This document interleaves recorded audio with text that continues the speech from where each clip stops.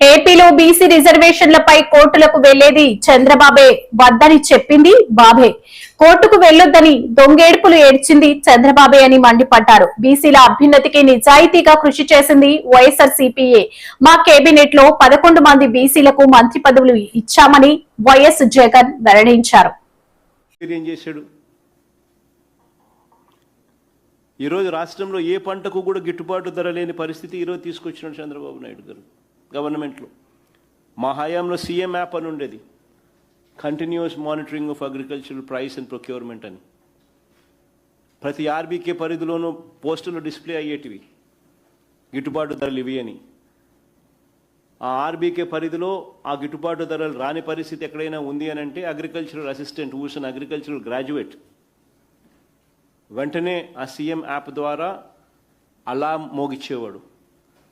వెంటనే joint collector who is also given the responsibility of joint managing director Markfed వెంటనే intervene అయ్యేవాడు ఆ RBK పరిధిలోనే.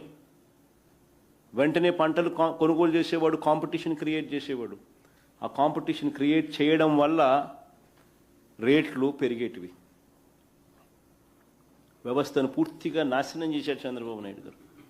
మా హయాంలో దాదాపుగా 5 సంవత్సరాలలో ఈ మాదిరిగా ఇంటర్వెన్షన్ వల్ల 7,800 కోట్లు మేము 5 ఏళ్లలో ఖర్చు పెట్టి రైతులను తోడుగా నిలబడ్డాం గిట్టుబాటు ధరలు ఇప్పించే విషయంగా.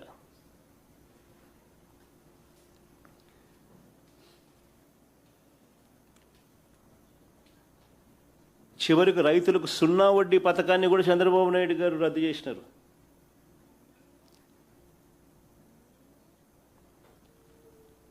ఇంకా దారుణం ఏంటంటే రైతులకు పెట్టుబడి సహాయం కింద ఎన్నికలప్పుడేనన్న మాట పిఎం కిసాన్ కాక అన్నదాత సుఖీభవ అంటూ పేరు మార్చి ప్రతి సంవత్సరం 20,000 ఇస్తానని ఈ 3 ఏళ్లకు 60,000 ఇవ్వాలా. ఇచ్చింది కేవలం 19,000, 41,000 ఎగ్గొట్టాడు.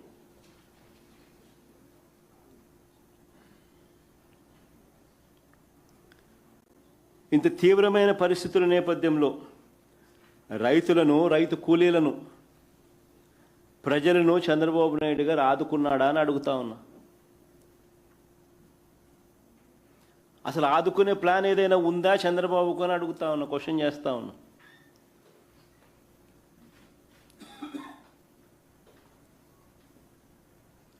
చంద్రబాబు నాయుడు గారు ఎంతసేపు ఉన్నా కూడా మా పైన తప్పుడు ప్రచారాలు చేయడము, అబద్ధాలు చెప్పడము, టాపిక్లు డైవర్ట్ చేయడము, రెడ్ బుక్ను ఉపయోగించడము, వీటి మీద ధ్యాస పెడుతున్నాడే తప్ప కరువు సమయంలో ప్రజలను ఎలా ఆదుకుంటున్నాడో అన్న దాని మీద ధ్యాస లేదు. అన్న వాటి మీద కనీసం ఒక మాట చెప్పడం లేదు. చేసింది అంతకన్నా లేదు.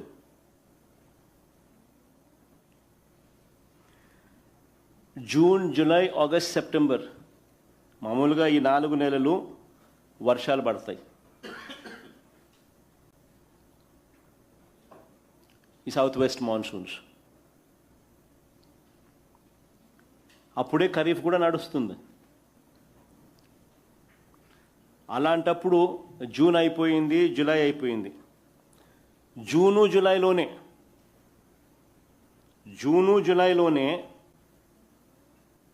52% వర్షపాతం లోటు కనిపించింది. జూను జూలైలోనే. జూన్లో 25% డెఫిసిట్, జూలైలో 68% డెఫిసిట్. జూన్లో -25, జూలైలో -68%. 2 నెలల యావరేజ్ చేసుకుంటే 52% డెఫిసిట్, -52%.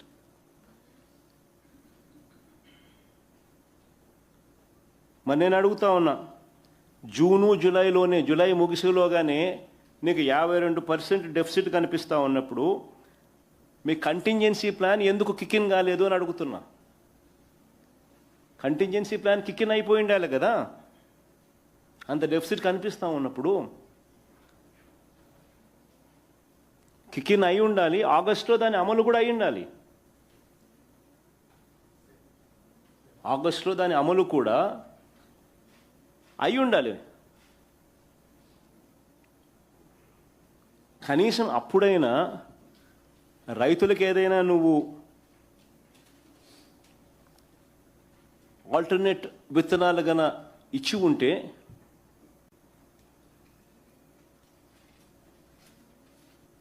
ఆగస్టులో కొద్దో గొప్ప కురిసే వర్షము, సెప్టెంబర్లో కొద్దో గొప్ప పడే వర్షంతో అట్లీస్ట్ ఆ రైతన్న కనీసము ఆల్టర్నేట్ క్రాప్స్తో కనీసం కొద్దో గొప్ప బాగుపడే పరిస్థితి అన్న ఉండేది. ఈ కంటింజెన్సీ ప్లాన్ కిక్ ఇన్ కానీ అయ్యి ఉంటే.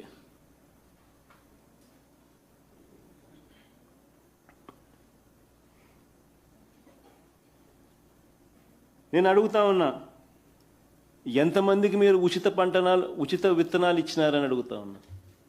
ఈ ఆల్టర్నేట్ కంటింజెన్సీ ప్లాన్కి సంబంధించి ఎందుకు కికిన్ కాలేదు, ఎందుకు ఉచిత విత్తనాలు ఎందుకు ఇవ్వలేదు అని అడుగుతా ఉన్నా. ఆల్టర్నేట్ విత్తనాలు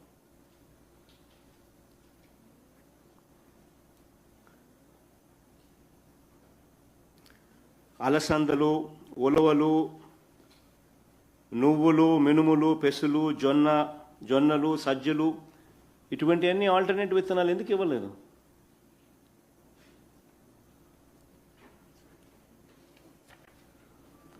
ప్రత్యామ్నాయ విత్తనాలు ఎందుకు పంపిణీ జరగలేదు?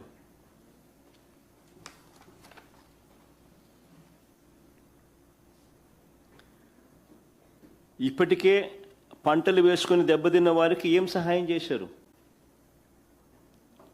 ఇప్పటికే పంటలు వేసుకొని నష్టపోయిన రైతులకు ఏం సహాయం చేసినారు?